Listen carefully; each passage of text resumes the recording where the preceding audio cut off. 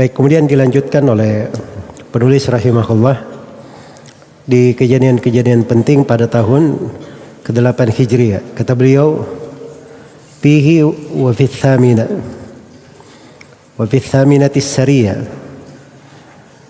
li mu'tatin sarat wa fi siyami qad kana fathul baladil harami. Ini 3 kejadian ya. Jadi di tahun ke-8 ini ada sekitar 10 kejadian peristiwa yang disebut oleh penulis rahimahullah. Yang pertama Perang Mu'tah. Ini di tahun ke-8. Perang Mu'tah. Mu'tah ini satu-satu desa berada di negeri Syam. Negeri Syam. Iya, muncul mungkin pertanyaan, apa ceritanya kok berperang sampai ke negeri Syam?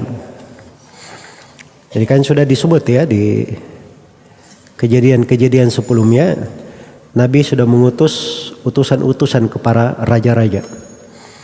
Iya, dan salah satu utusan yang diutus oleh Nabi Shallallahu Alaihi Wasallam itu beliau kirim ke Syam atau ke Raja Busra, sahabat yang mulia Al-Harith ibn Umair.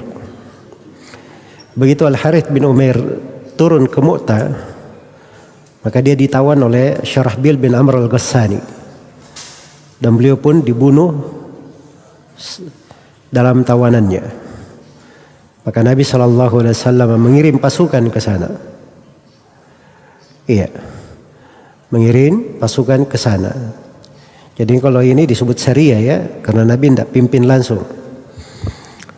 Nabi tidak memimpin langsung, tapi beliau kirim pasukan. Dan ini peperangan mungkin di dalam sejarah Islam yang paling besarnya, karena hadir di situ sekitar 3.000 orang sahabat, 3.000 pasukan. Jadi Nabi SAW ketika mengutus pasukannya disebut di dalam hadits Abu Qatadah di riwayat Ahmad dengan nama Jaisyul Umara, pasukan para umara. Kata Nabi SAW, alaikum Zaid bin Harithah, fa in usiba Zaidun fa Ja'far, fa in usiba Ja'far fa Abdullah bin Rawaha al-Ansari. Jadi Nabi sudah pasang 3 pemimpin. Yang jadi pemimpin kalian adalah Zaid bin Harithah.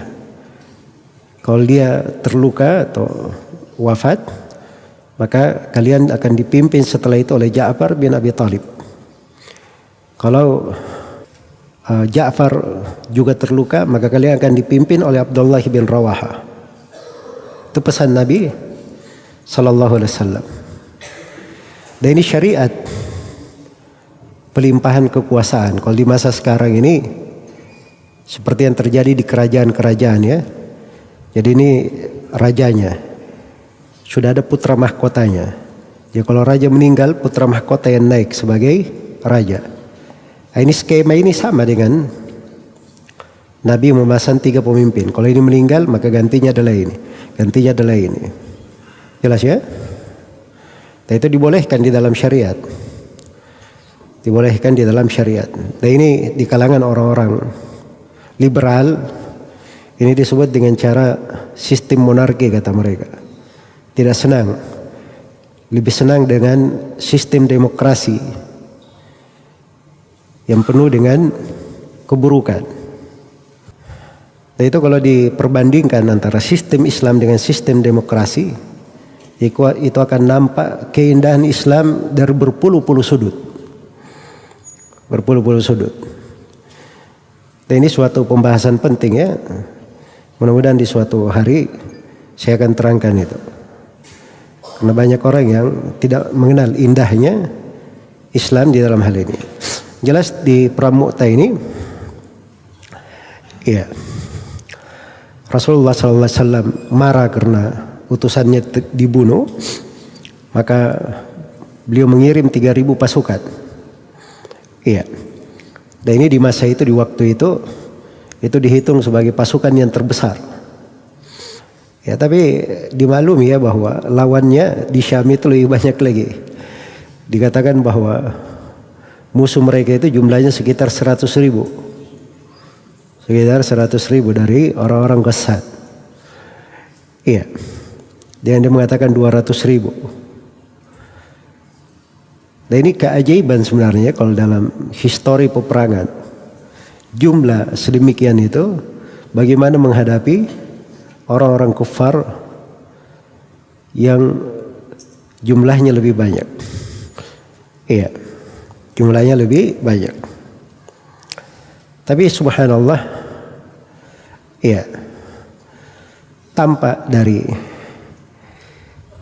perjalanan ketika terjadi peperangan, maka pasukan dipimpin oleh Zaid bin Haritha memegang bendera Rasulullah Sallallahu Alaihi Wasallam. Kemudian beliau terbunuh. Lalu bendera diambil oleh Ja'far bin Abi Thalib. Iya. Terus beliau berperang sampai tangan kanannya memegang bendera terpotong, putus. Maka beliau ambil dengan tangan kirinya. Iya, sampai beliau terbunuh radhiyallahu taala anhu. Karena itu dilihat Ja'far bin Abi Thalib itu punya dua sayap di sorga. Kemudian bendera diambil oleh Abdullah bin Rawaha dan beliau yang berkendaraan membawanya dengan berkuda. Ya, sampai akhirnya beliau juga terbunuh. Iya. Jadi setelah terbunuh 3 pimpinannya, maka bendera diambil oleh Thabit bin Arqam. Bukan untuk dia bawa, tapi beliau katakan kepada umat Islam, pasukan, kalian harus memilih seorang kepala, seorang pimpinan. Maka pasukan berkata, kamu saja. Kata Thabit bin Arqam, tidak, adapun saya tidak. Akhirnya mereka memilih Khalid ibn Walid. Iya, memilih Khalid ibn Walid radhiyallahu ta'ala anhu. Karena itulah Khalid ibn Walid itu ketika Nabi ceritakan kisah ini, terbunuh 3 orang, lalu bendera diambil oleh Saifun min Suyufillah, oleh seorang pedang dari pedang-pedang Allah. Disebut dia sebagai Saifullah, pedang Allah subhanahu wa ta'ala. Dan di sini dari tanda kenabian Nabi Muhammad sallallahu alaihi wasallam, beliau mengabarkan berita tentang perang Mu'tah, perang lagi berkecamuk. Beliau kabarkan di kota Madinah. Beliau kabarkan di kota Madinah. Jadi di hadits di riwayat Al-Bukhari, beliau sebutkan bahwa Zaid bin Haritha telah wafat, Ja'far dan Ibnu Rawaha. Iya. Bendera diambil oleh Zaid, lalu dia terbunuh, kemudian diambil oleh Ja'far, kemudian terbunuh pula, kemudian diambil oleh Ibnu Rawaha, terbunuh pula. Dan Rasulullah sallallahu alaihi wasallam menghikayatkan kisah itu, air mata beliau berlinang. Kemudian kata beliau, "Tsumma akhadha ar-rayata sayfun min suyufillah." Kemudian bendera diambil oleh seorang pedang dari pedang-pedang Allah. Yaitu maksudnya Khalid ibn Walid. Hatta fatahallahu alaihim. Sampai Allah bukakan kemenangan untuk mereka. Yaitu kemenangan di perang Mu'tah itu melalui Khalid ibn Walid, ya, radhiyallahu ta'ala anhu.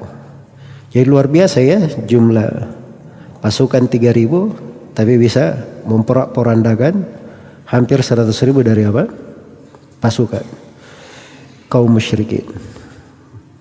Kemudian mereka kembali ke Madinah. Iya. Baik, kemudian kejadian berikutnya, ini di perang Mu'tah ini banyak sekali ahkam ya, dan banyak pelajaran di situ. Dari hal-hal yang menguatkan keimanan. Dan itu termasuk keindahan belajar sirah itu bisa menambah dari keimanan. kekuatan beragama, keteguhan dalam berislam.